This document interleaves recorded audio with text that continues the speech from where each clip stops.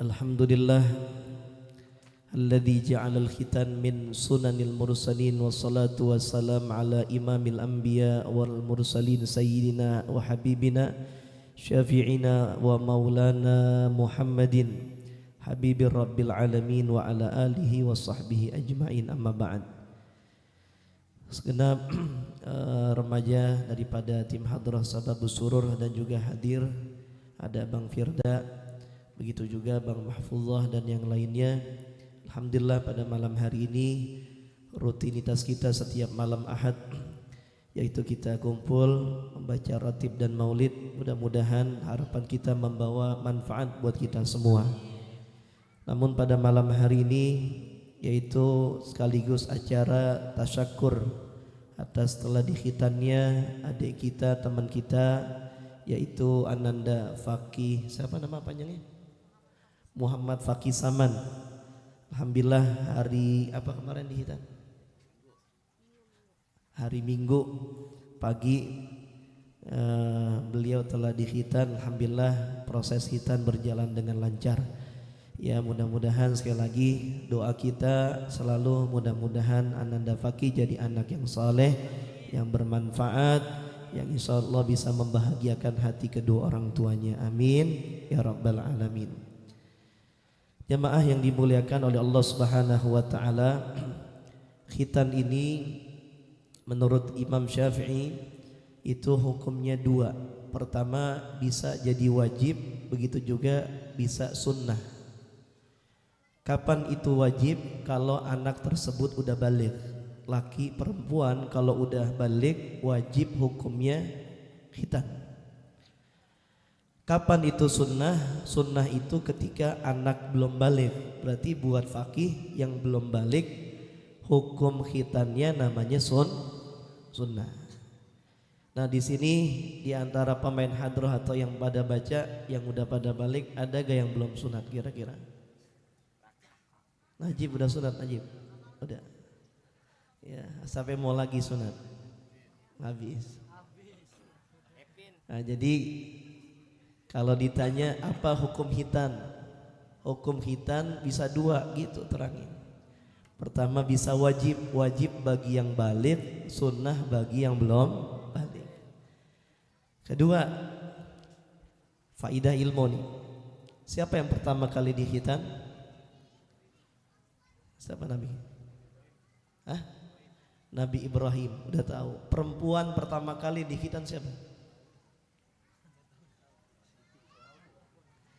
Jadi khitan ini bukan hanya syariat Nabi Muhammad. Khitan ini adalah syariat adopsi daripada Nabi Allah Ibrahim alaihissalam. Jadi dari laki-laki yang pertama kali dikhitan bukan Nabi Muhammad, tapi Nabi Allah Ibrahim alaihissalam. Di umur beliau berapa puluh tahun tuh? 80 tahun. Udah alot.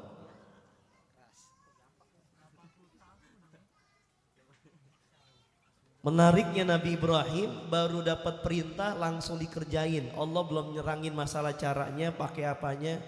Saking beliau ini punya sifat selalu mendahulukan perintah Allah Subhanahu wa taala.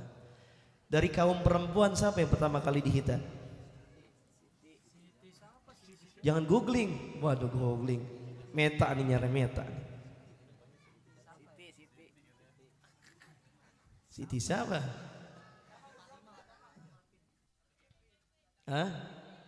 Siti Hajar kali. Siti Hajar mana? Ya. Dari perempuan yang pertama kali dihitan istri Nabi Allah Ibrahim, Siti Hajar. Siapa Siti Hajar? Ibunya Nabi Ismail alaihis salam. Ya, anak pribadi paling senang kalau ada orang ceramah ngasih faidah ilmu. Kalau sekedar nasihat mah siapa orang bisa nasihatin, tapi kalau faidah ilmu jadi masya Allah ya. Oh, baru tahu. Kenapa ini menarik? Kenapa Siti Hajar itu disunat? Jadi sejarah mengatakan dari kaum laki-laki Nabi Ibrahim, dari kaum perempuan Siti Hajar ibundanya Nabi Ismail.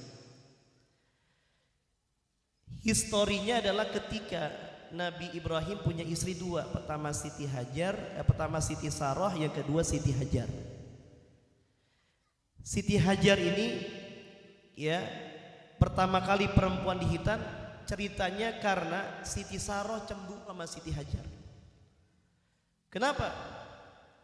Nabi Ibrahim udah nikah duluan sama Siti Saroh tapi nggak dapat keturunan. Begitu nikah sama Siti Hajar dapat keturunan Ismail.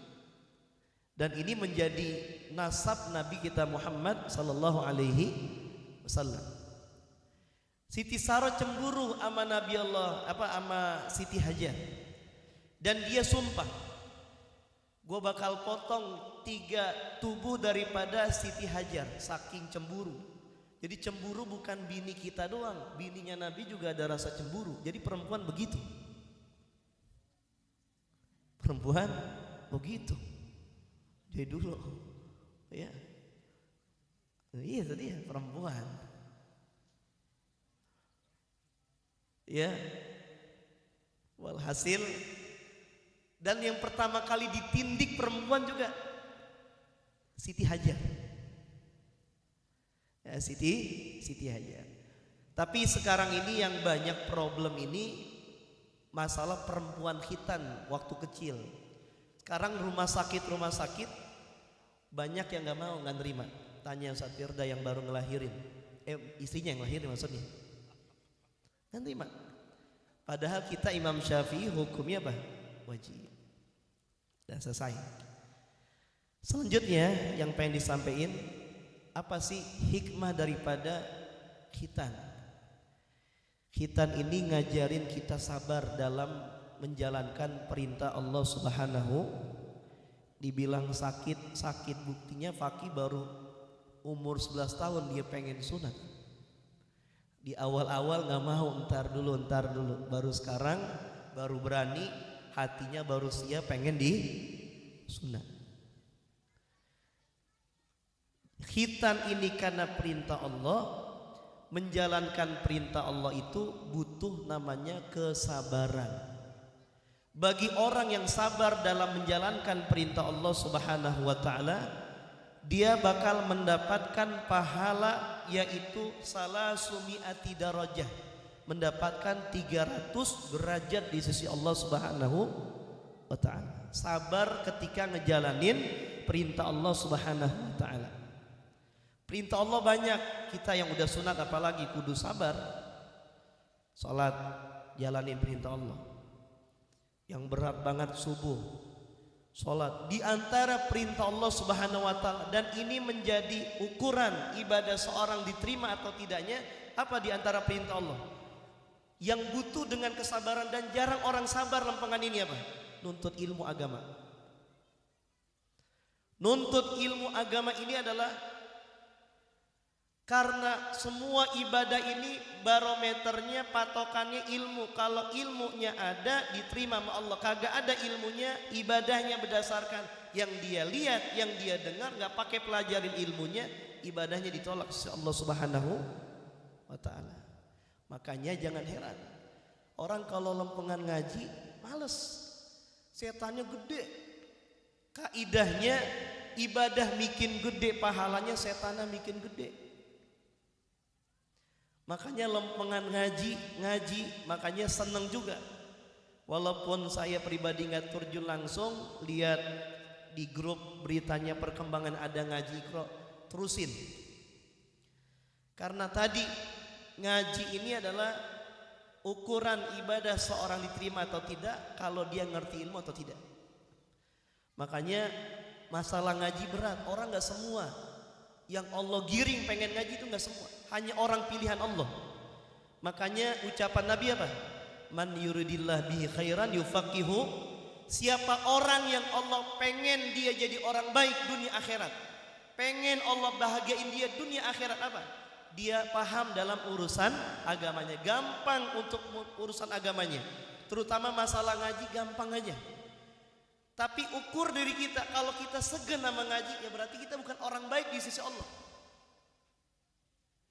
Orang baik bukan dari pakaian, bukan. Orang baik suka gak dia mengaji. Nah makanya penting, ini pribadi cuman pengen membangkitkan semangat antum. Jangan cuma kita hadrohan doang dan maulidan doang, ini syariat Nabi. Yang ngomong ini adalah pengarang Suntud Durar Al-Habib Ali bin Muhammad bin Husain Al-Habsi. Di antara kalam beliau apa? Ma syi' yasurru qalban nabi mislu talabil ilm wal amali bih wa nashrih. Tidak ada sesuatu, kata Al-Habib Ali yang kita baca tadi maulidnya, tidak ada sesuatu amalan yang paling nyenengin hati Nabi sallallahu alaihi wasallam seperti kita nuntut ilmu, mengamalkan ilmu dan menyebarkan ilmu. Ini adalah amalan yang paling menggembirakan hati Nabi sallallahu alaihi wasallam. Jadi antum gak cukup sampai begini, bisa hadroh, bisa baca maulid. Kalau ngaji masih ogah-ogahan. Kalau kita pengen nyenengin hati Nabi, apa sih tujuan kita maulid? Mau ngapain coba? Tanya diri kita. Makanya sayang kalau kita baca maulid gak ada niat apa-apa. Niat yang paling kagak, kita pengen deket sama Nabi. Dengan kita baca maulid, baca sirahnya, kita pengen tahu syama'il Nabi sallallahu alaihi wasallam.